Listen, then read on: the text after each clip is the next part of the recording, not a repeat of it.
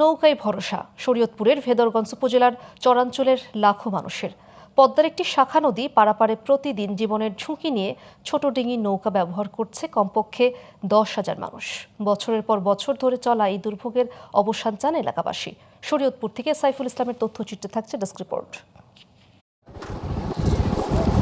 শরীয়তপুরের ভেদরগঞ্জ উপজেলার বালারবাজার টলারঘাট পদ্মা নদীর একটি শাখা নদী পারাপারে দুই পারের হাজারো মানুষের ভরসা ডিঙি নৌকা। প্রতিদিন শিক্ষা, চিকিৎসা, ব্যবসা বাণিজ্য, কৃষিকাজ সহ বিভিন্ন কাজে কমপক্ষে 10,000 মানুষ ঝুঁকি নিয়ে এই নদী পারাপার হয়। ব্রিজের কারণে অনেক কষ্ট হইতাছে, অনেক অসুস্থ লোক যায়, অনেক বুড়া লোক যায়। ওদিকের কেউ গর্ভবতী মহিলারা ডেলিভারির সময় ওই পার থেকে এবার আসতে পারে না। স্থানীয়দের অভিযোগ, যুগ যুগ ধরে এই অঞ্চলের মানুষের দুর্ভোগের স্থায়ী সমাধানে কেউ কার্যকর উদ্যোগ নেয়নি। সারা বছর নৌকা ছাড়া নদী পারাপারে বিকল্প কোনো পথ নেই। বৈরী আবহাওয়ায় নৌকা চলাচল বন্ধ হয়ে গেলে চরম ভোগান্তিতে পড়ে সাধারণ মানুষ, বিশেষ করে শিক্ষার্থী, রোগী ও বৃদ্ধরা। এখানে আমরা দেখতেছি খালি কয় ব্রিজ হইব, ব্রিজ হইতে আছে না। বর্ষার মৌসুমে অনেক বেশি পানি হয়ে যায়, তখন আর কি চলাচলে অনেক সমস্যা হয়। অতি দ্রুত গুরুত্ব সহকারে দেখে যদি এই ব্রিজ গুলা করে দেয়, তাহলে এই অঞ্চলের মানুষের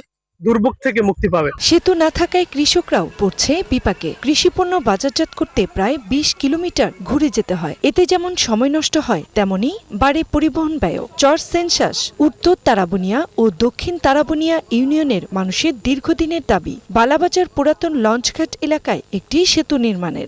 নামাইছি, আবার উড়াইছি, আবার গাড়িতে বাজারে নিতে আসি, আমাদের খরচও বেশি, পরিশ্রমও বেশি। সেতুটির সয়েল টেস্ট শেষ হয়েছে। বর্তমানে হেডকোয়ার্টারে ডিজাইনের কাজ চলমান রয়েছে। ডিজাইন চূড়ান্ত হলেই প্রকল্পটি টেন্ডার প্রক্রিয়ায় যাবে বলে জানান এলজিইডির নির্বাহী প্রকৌশলী। এটা আসলে যে সয়েল টোপোগ্রাফিক্যাল সার্ভে হয়ে আছে, এখন হেডকোয়ার্টারে ডিজাইনের কাজ চলতেছে। বর্তমানে ডিজাইনের কাজ চলতেছে, ডিজাইন ছেলে আছে।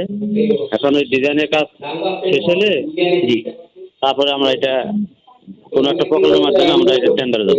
আশ্বাস নয়, শিগগির সেতুটি নির্মাণের দাবি লক্ষাধিক মানুষের। Global television news desk.